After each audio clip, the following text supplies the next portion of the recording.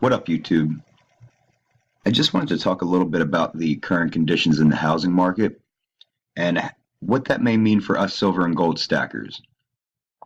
Just wanted to touch on this article real quick, and then we'll get into some technical and fundamental analysis.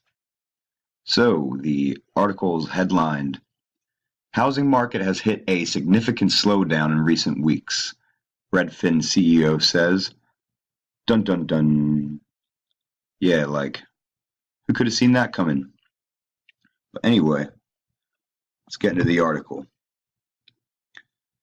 So it says the housing market hit a sudden and significant slowdown in the past few weeks that could continue in coming months, Redfin Corporation's chief executive said Thursday afternoon. The real estate brokerage and website company announced second quarter earnings Thursday afternoon that beat expectations, but the company's third quarter forecast came in short of what Wall Street was projecting. On a conference call to discuss the results, chief executive Glenn Kelman reported that Redfin had pulled down its forecast after an unexpected drop in Redfin's bookings growth in the past 3 weeks, slowing traffic growth in a weakening real estate market. Then it talks a little bit about how their stock took a dive. And it says, for the first time in years, we are getting reports from managers of some markets that home buyer demand is waning, however you say that, especially in some of Redfin's largest markets, Kelman said, specifically calling out Seattle, Portland, and San Jose as areas where inventory was still tight but did not seem to be pushing prices higher still. And it says, June sales were down in these markets by double digits, and inventory was up also by double digits. He said of the West Coast cities, the trend is continuing in July, and reports are now coming in from Washington, D.C., Boston, Virginia, and parts of Chicago as well that homes there are getting harder to sell. Both existing home sales and new home sales declined in June, but price gains on the homes that did actually sell accelerated, according to CoreLogic's Home Price Index for June, which was released earlier this week. Other trackers like the S&P Case-Shiller National Index show decelerating price increases, but we're still reflecting double-digit price increases in the San Francisco and Seattle areas. Pending home sales were also lower than the previous year in June, according to the National Association of Realtors, the sixth consecutive month that metric trailed the previous year. All right, so the real estate market is slowing down. That doesn't surprise me. We are in a rising interest rate environment after a decade-long, Fed manipulation of interest rates and money printing. So it doesn't surprise me that as interest rates rise, as the price of mortgages rise, it doesn't surprise me that demand for housing is going to go down, which is going to lead to, eventually I think this is going to lead to declining housing prices, especially in, the real hot markets like San Francisco, New York, like those real overextended, ridiculous, you got to be crazy to buy a house in those markets, markets. But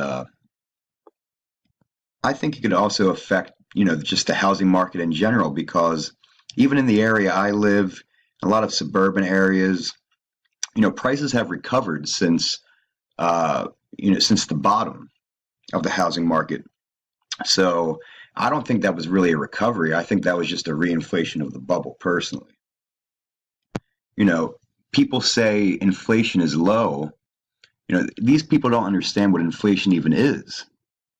Anybody who says that doesn't understand what inflation is. So inflation is not rising prices. Inflation is the expansion of the money supply.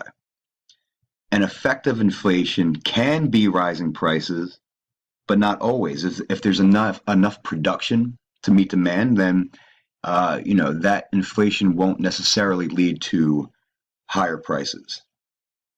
But in the case of what the Federal Reserve has done, over the past decade, we've done what we did to help blow up the housing bubble originally, just in a greater amount. So Alan Greenspan, the chairman of the Federal Reserve for many years during the Bush administration, knocked down interest rates to 1% in order to fight the aftermath of the stock market crash in 2001.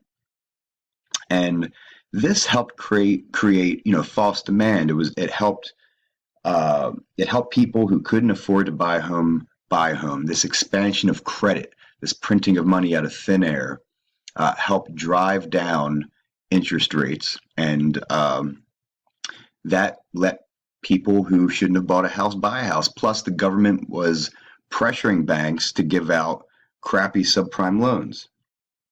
So that's what I think was the main cause of the original housing bubble.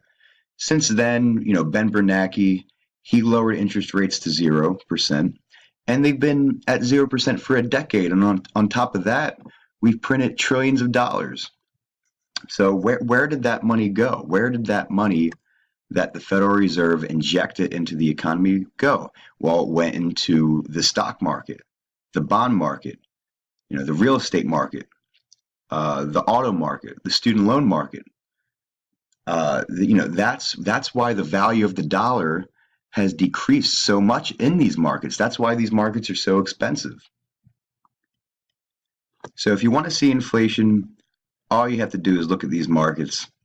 And I think eventually the inflation that's in these markets may possibly flow out of them. And who knows what that's going to do to consumer prices, prices of capital goods, or what else. So if you want to see inflation, look at the real estate market. Now, when it comes to gold, what does this mean to us gold stackers? That's the question. Well, has there ever been a time in history where the price of real estate has declined against the price of gold? So the price of real estate declining at the same time of the price of gold rising. So let's look at this chart right here. So this is the S&P Case-Shiller U.S. National Home Price Index that the article mentioned. You could see that the housing market topped around July, summer 2006. And then we went all the way down. We're in too much debt. The Federal Reserve is ripping us off. All the way down to, winter of 2012. So drastic decline from 2006, 2012 when it bottomed out. That was when the bubble popped. Now, let's go over to, oh, by the way, that was from the St. Louis Fed's website. Let's go to APMEX and look at the gold chart, gold spot price chart. So you can see, let's go to 2006 when the real estate market started declining. So in 2006, we're going up, up, up, up, up, up, up, up, wealth preservation, up, up, and then we topped that crazy top right around summer of 2011. So we had this huge bullish move. At the same time, the price of real estate was declining. So if you had your investments allocated properly at this time, it could have been a great opportunity for you to capitalize on this. Use some of your gold to maybe put a nice down payment on a house or buy a house or whatever. So that's like what I hope to do. I don't hope to, like the old Mike Maloney video or whatever, buy a house with 500 ounces of silver or whatever. I'm not expecting that. I'm just saying if this ratio, this real estate to gold ratio ever declined drastically enough, I would consider using part of my stack to put a nice down payment on a house. So speaking of real estate to gold ratio, let's go to this chart. So this is the real estate to gold ratio. And you could see in 2005, it kind of peaked and then it started declining, which makes sense because this was the time period while real estate prices were declining and gold prices were increasing. So we had this big crash and we have some support right here. Now, interest rates are rising. People are leveraged to their eyeballs. People have been buying homes that they can't afford. I can guarantee you that. Do you think that we're going to break this resistance? Or I'm sorry, the support. I think that there is a good possibility that we will. So we've increased since then. We've kind of been bumping around this resistance right here.